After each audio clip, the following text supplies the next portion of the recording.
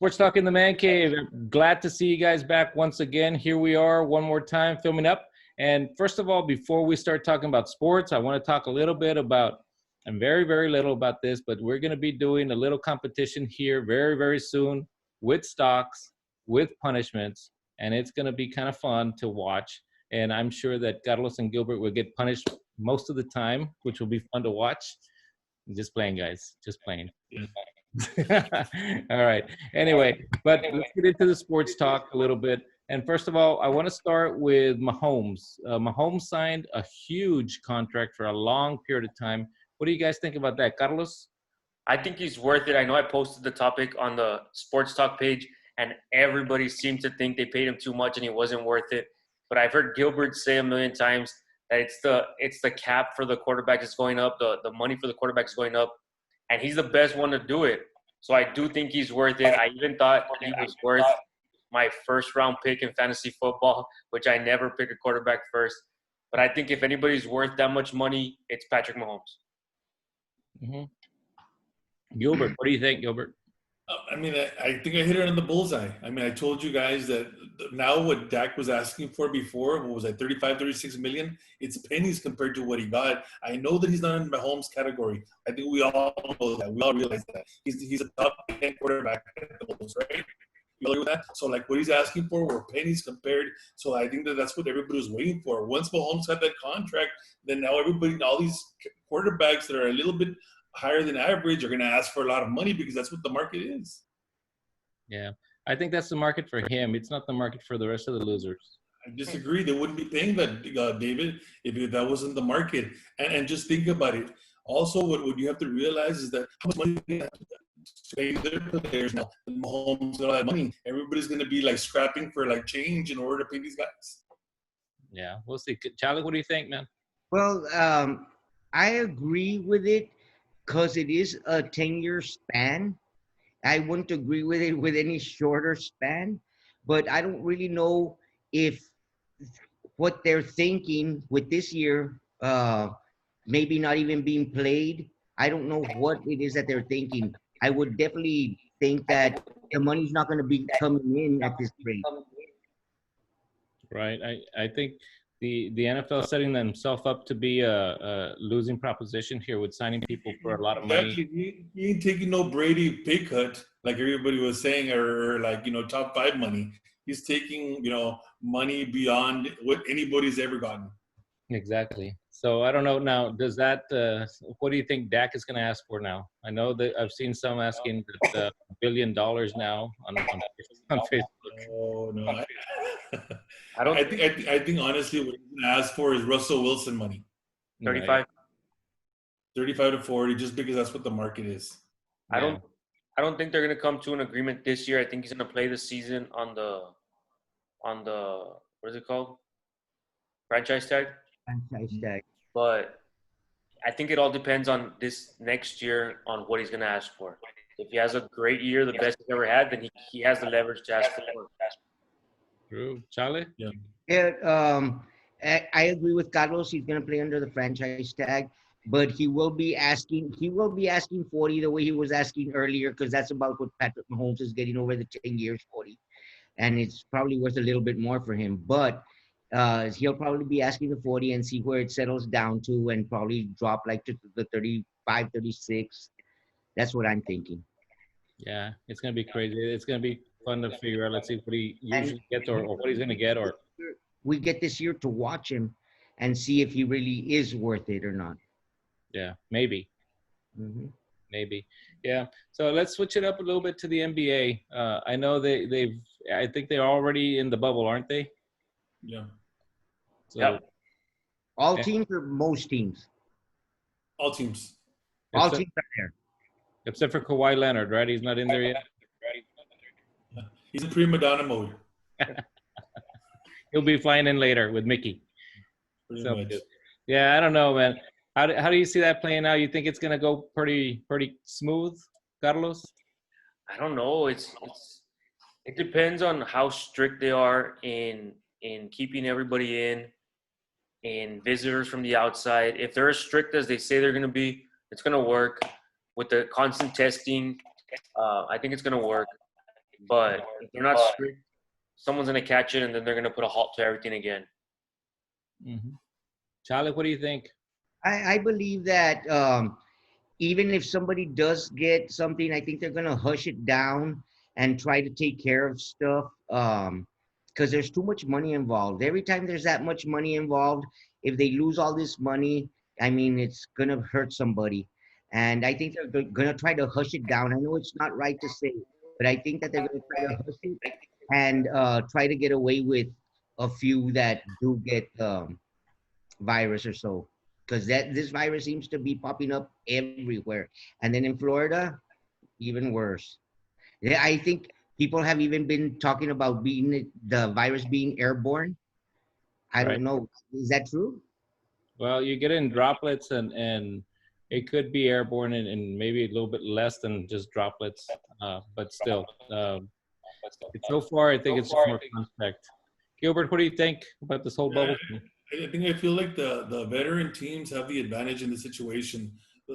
Those guys they've been around a little bit longer. They have more of a purpose. They're more professional, and those guys are the ones that are going to separate themselves from the younger teams. That those guys are a little bit more reckless with their lives and stuff like that. If you have a veteran team and veteran leadership, those guys are going to set the tone and make sure the guys fall in line because they have purpose and they're in the championship.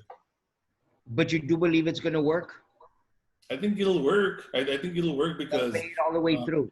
only 3 months. It's only 3 months. I So mean, it's they'll- not like they have it bad. you know how long we've been like this? We've been like, damn, since March. They're going to be busy though. They're going to be busy. They're going to be playing every other day. I mean, they're going to get home. They're going to get back to their hotels. They're going to be exhausted. Nice meal. They're in a nice resort. I don't think it's that. I'll tell you what, I think the Lakers are not going to do very good. Yeah, you would say that. This is truth. What do you think they're going to do? Okay, I think they're going to win. Gilbert, what do you think? I mean, I think they have percentage-wise. I mean, they're up there. I mean, I can't see anybody beating them other than the Clippers or the Bucks. I'm going to agree with Carlos, but not with what Carlos said right now. I'm going to agree with Carlos what he said at the beginning.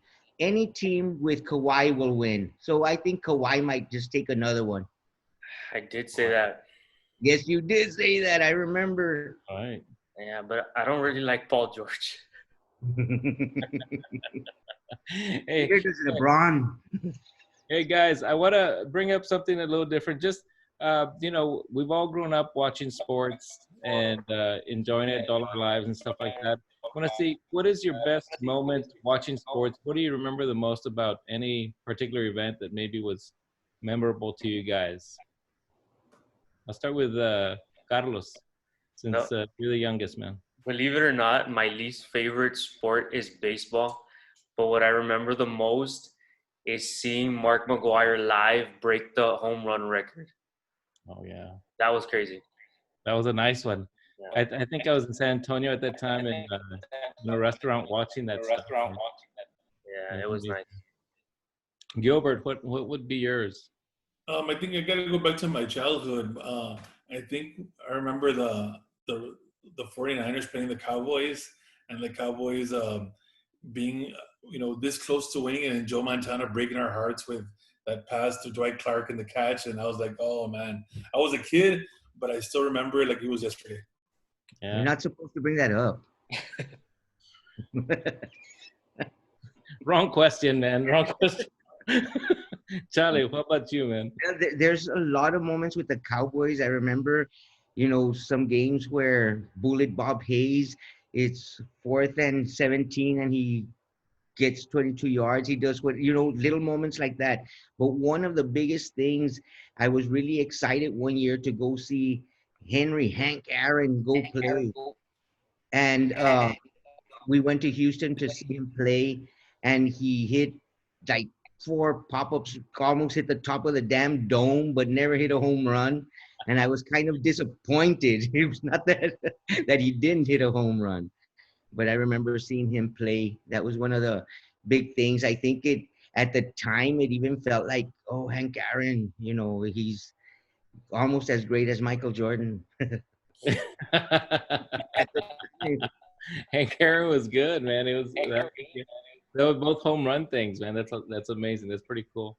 I think mine was, just when we were kids, Charlie, just being in the room upstairs, sometimes watching TV.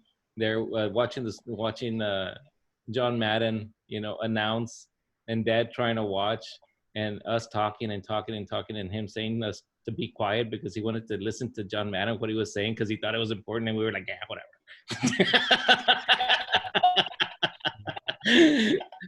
Yeah, David, and this is a good topic, David, for like all the alpha viewers out there. Maybe they can share and comment what their greatest experience growing up was, in sports.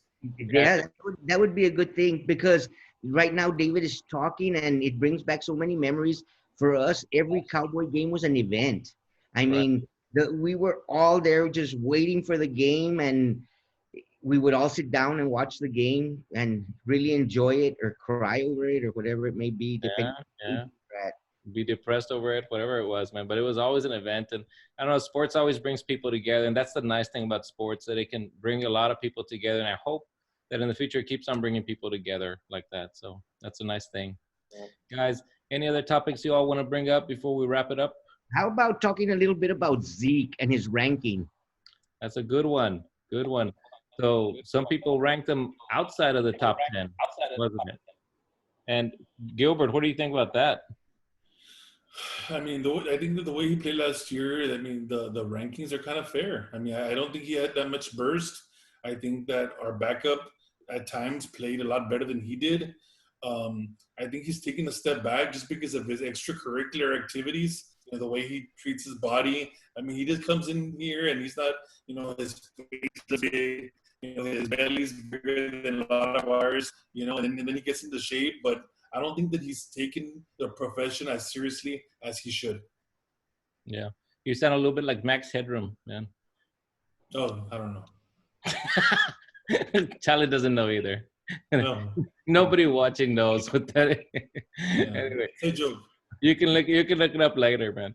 Carlos, what do you think, man, about Zeke? I don't think he's out of the top 10. He's a very good running back when he's 100% healthy. I don't think he's out of the top 10. I think he's at the bottom maybe after last year's performance, but I think he's in the top 10. Yeah. And Charlie? Well, I believe that he is like probably 10, 11, somewhere in there. The guy could be at the top, but he's no Kobe, he's no Jordan, he's no LeBron, that they have this God-given talent and they work at it. And, because he's not the only one with a God-given talent.